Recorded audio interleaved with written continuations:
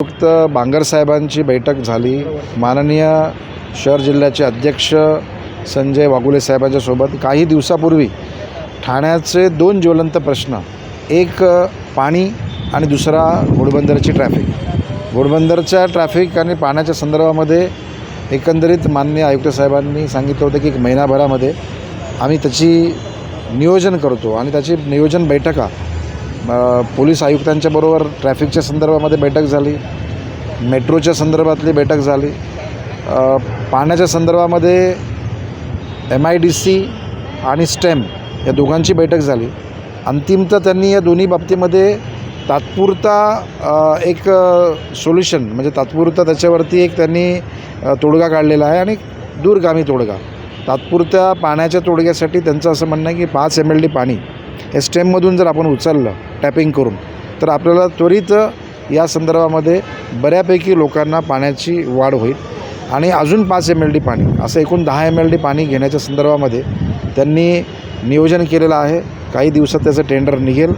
माननीय मुख्यमंत्री साहेबांच्याबरोबर या संदर्भामध्ये बैठक घेऊन त्वरित त्याच्यावर तोडगा काढण्याच्या अनुषंगानं माननीय या ठिकाणचे लोकप्रतिनिधी आणि या ठिकाणची तांत्रिक म्हणजे इंजिनिअरिंग डिपार्टमेंट यांच्यासोबत बैठक लगेच घेण्याचं त्यांनी सांगितलेलं आहे।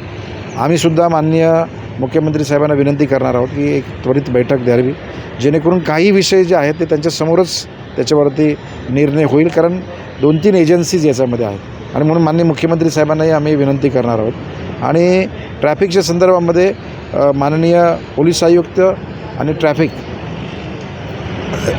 मेट्रो आणि महानगरपालिका या सर्वांची बैठक झालेली आहे। याचा तोडगा पुढच्या 15 दिवसामध्ये त्यांनी एक नियोजन तयार केलेलं आहे आणि ते नियोजन 4ही संबंधित विभागांशी चर्चा करून बऱ्याच ठिकाणी U-टर्न्स बंद झालेले आहेत, बऱ्याच ठिकाणचे अंडरपास बंद झालेले आहेत, तर कुठे खोलून हा एक साधारण प्रयोग झाला होता 6 महिन्यामध्ये, पुन्हा एक त्यांना प्रयोग करण्याच्या दृष्टिकोनातून त्यांनी एक नियोजन केलेलं आहे। मला विश्वास आहे की या 15 दिवसामध्ये त्याच्यावरती तोडगा निघेल आणि ट्रॅफिक आणि पाणी या दोन्ही संदर्भात ठाणेकरांना दिलासा मिळेल असं माननीय आयुक्त साहेबांनी या ठिकाणी मला सांगितलेलं आहे।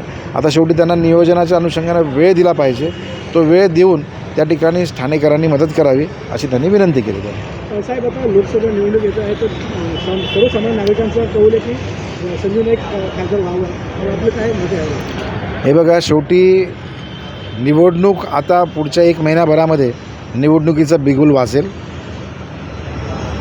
भारतीय जनता पक्ष, शिवसेना आणि राष्ट्रवादी हे तिन्ही एकत्र येऊन आमचे जे नेते लोक निर्णय घेतील तो सर्वांनाच मान्य असणार आहे, हे अगोदरच आम्ही सांगितलेलं आहे। आम्हाला फक्त तो विषय चिन्ह कुठलं असणार आहे हाच विषय त्या ठिकाणी असणार आहे आणि म्हणून मला असं वाटतं की आम्ही त्याच्या पलीकडे जाऊन पुढे काम करतो आहे। काही दिवसापूर्वी तुम्ही बघितली असेल की महायुतीची या ठिकाणी सभा झाली कार्यकर्त्यांची आणि त्याच्यामध्ये आम्ही सर्वांनी सांगितलेलं आहे की पक्ष निर्णय घेईल, लवकर त्याच्यावरती तोडगा निघेल आणि मात्र याचा अनुषंगानं असं नाही की आमचं काम सुरू नाही आहे।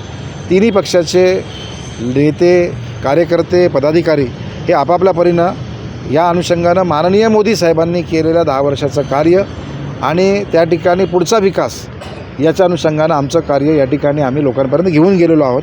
मला विश्वास आहे की एक आठवड्याभरामध्ये उमेदवार आणि कुठला पक्ष निवडणूक लढेल या संदर्भामध्ये निर्णय लवकरच जाहीर करतील असा मला विश्वास आहे।